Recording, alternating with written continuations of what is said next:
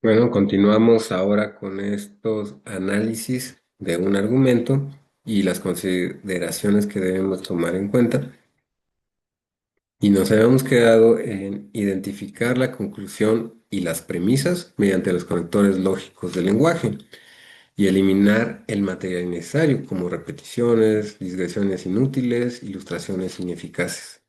Ahora, a los elementos que hemos expuesto, cabe agregar los siguientes elementos para coadyuvar con eficacia a formar mejores hábitos argumentativos, y se propone una clasificación de algunos aspectos pragmáticos y estructurales, así como de algunos argumentos que por lo general no se suelen tener con claridad de modo explícito en el momento en los que se emplean.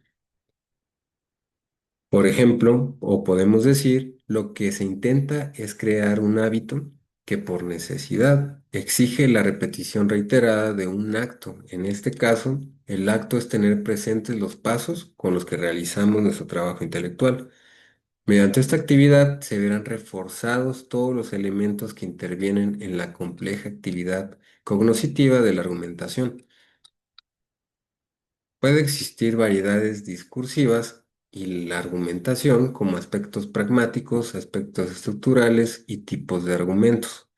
La argumentación es una variedad discursiva con la cual se pretende defender una opinión y persuadir de ella, como ya lo hemos visto, a un receptor mediante pruebas y razonamientos.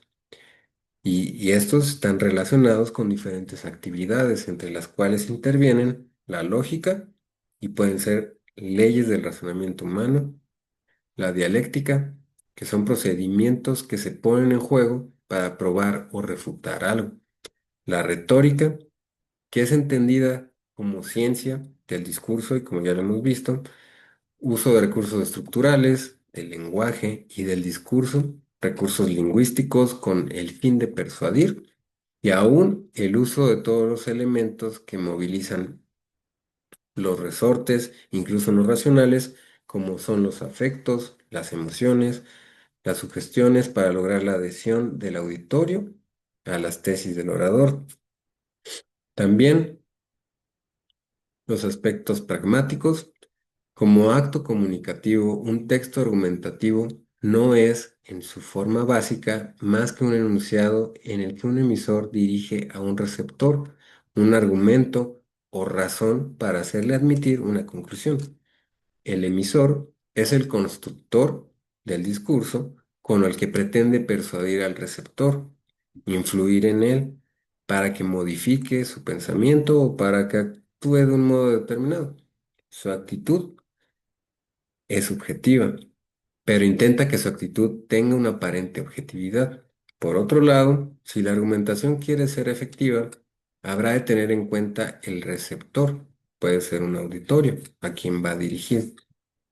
También los aspectos estructurales, como acto comunicativo, un texto argumentativo o no, es en su forma más que un enunciado en el que un emisor dirige a un receptor un argumento o razón para hacerle admitir una conclusión. El emisor es el constructor del discurso con el que pretende persuadir al receptor.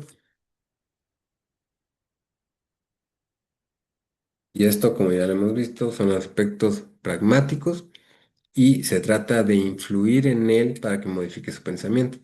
Ahora, sobre los aspectos estructurales, en un texto argumentativo aparecerán dos elementos fundamentales, como son la tesis y el cuerpo argumentativo. La tesis es la idea fundamental sobre la cual se reflexiona y se argumenta. El cuerpo argumentativo es la aportación de todo tipo de razones que permiten al autor convencer al destinatario y se denominan argumentos. Las estructuras básicas, las dos formas básicas en que se estructuran estos elementos coinciden con la exposición. La estructura inductiva, que se parte de los hechos concretos para establecer una idea general, que estos lo ratifiquen, y la tesis suele aparecer al final y sirve como conclusión de todo proceso argumentativo. También la estructura deductiva, que se parte de una idea general para llegar a una conclusión concreta. Sin embargo, Estos elementos se pueden presentar en otras formas estructurales, como vamos a ver. Es una estructura encuadrada, puede ser una estructura repetitiva o una estructura en paralelo. Y cada una de estas estructuras consiste en la estructura encuadrada, se parte de una idea general con argumentos que generan como conclusión otra tesis final. La estructura repetitiva, que se repite la misma tesis a lo largo del texto. La estructura en paralelo, se presentan diferentes tesis y se van argumentando al mismo tiempo. Ahora, los tipos de argumentos, según pueden ser su capacidad persuasiva y la pertinencia. Los argumentos pertinentes están relacionados con la tesis o la refuerzan. La validez conducen a la conclusión deseada y en caso contrario son argumentos falaces. La fuerza argumentativa depende de la facilidad con que se van a rebatir.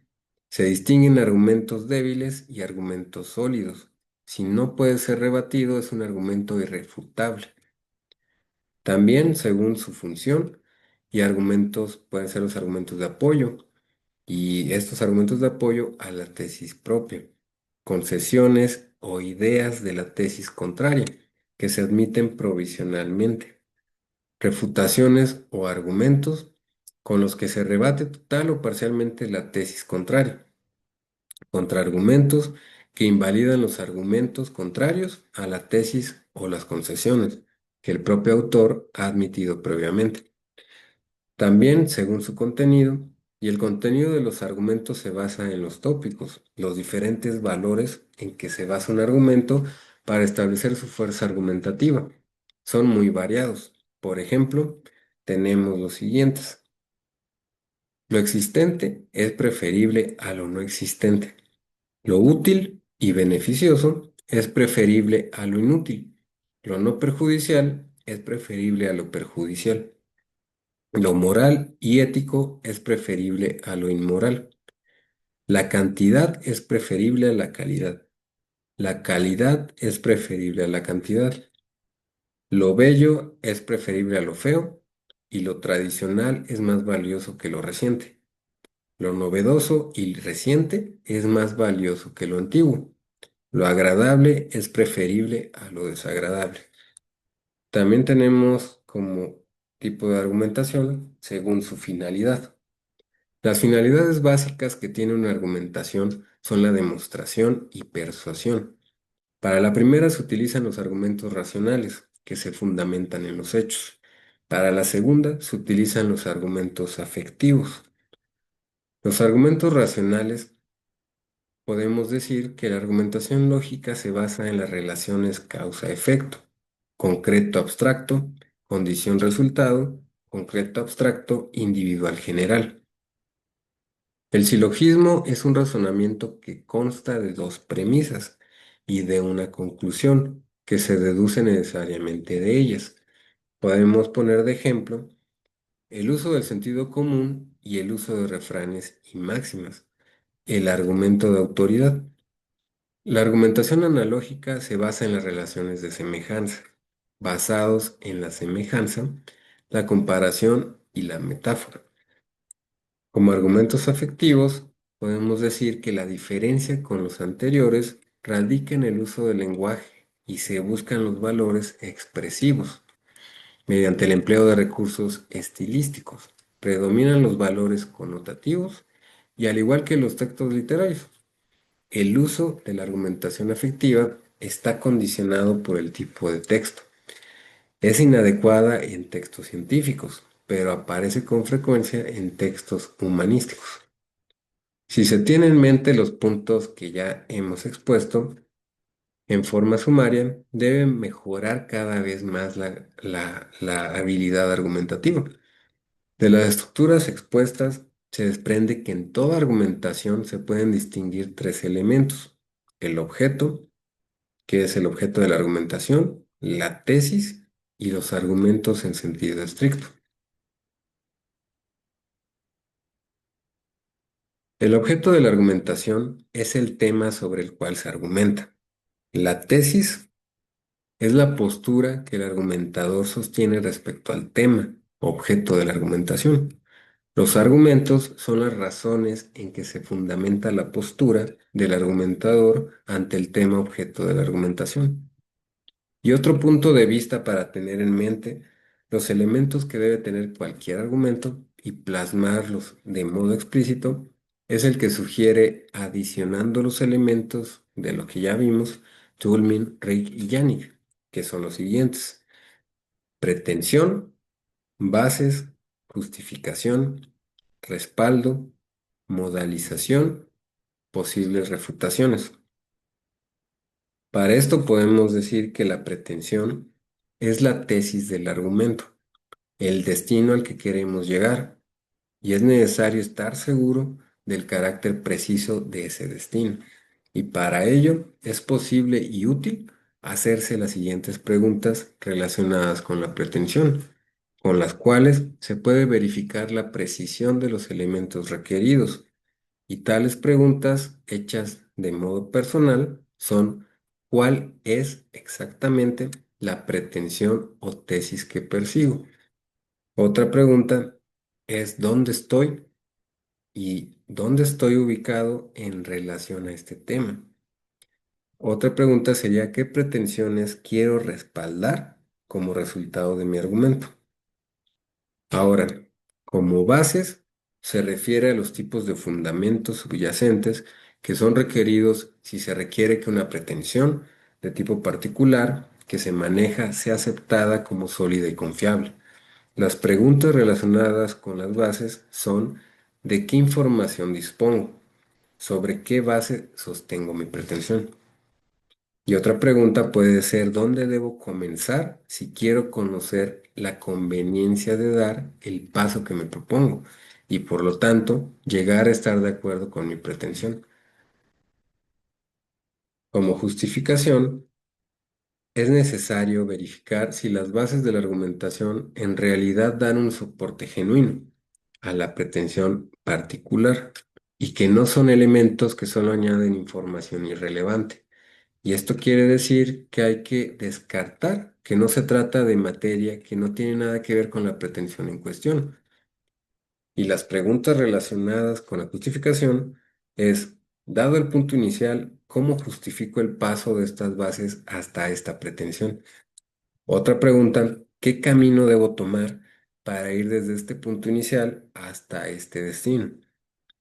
Ahora, como respaldo, podemos decir que las justificaciones por sí solas no pueden hacer todo el trabajo. Y una vez que uno sabe sobre qué regla, ley, fórmula o principio descansa el argumento, las preguntas que se pueden hacer son: ¿se trata realmente de un paso seguro? ¿Esta ruta me lleva al destino requerido con toda seguridad y confianza? Y otra pregunta: ¿qué otro tipo de información general tengo para respaldar mi confianza en esta justificación particular? Las justificaciones que recurren a argumentos autorizados en distintos campos del razonamiento requieren distintos tipos de respaldo. Los estatutos legales deben estar validados legislativamente. Las leyes científicas deben estar cuidadosamente verificadas, etc. Aparte de hechos particulares que sirven como base en cualquier argumento. Y dado, se necesita buscar, por lo tanto, el cuerpo general de información o respaldo que presupone la justificación a la que se apela en el argumento. Ahora vamos a continuar. Con esta cápsula ahorita vamos a concluir hasta aquí, hasta lo que es el respaldo, y en la siguiente cápsula vamos a empezar con lo que es modalización y también vamos a definir las posibles refutaciones. Entonces vamos a ver esto en la siguiente cápsula y también vamos a ver la importancia del párrafo también en la argumentación.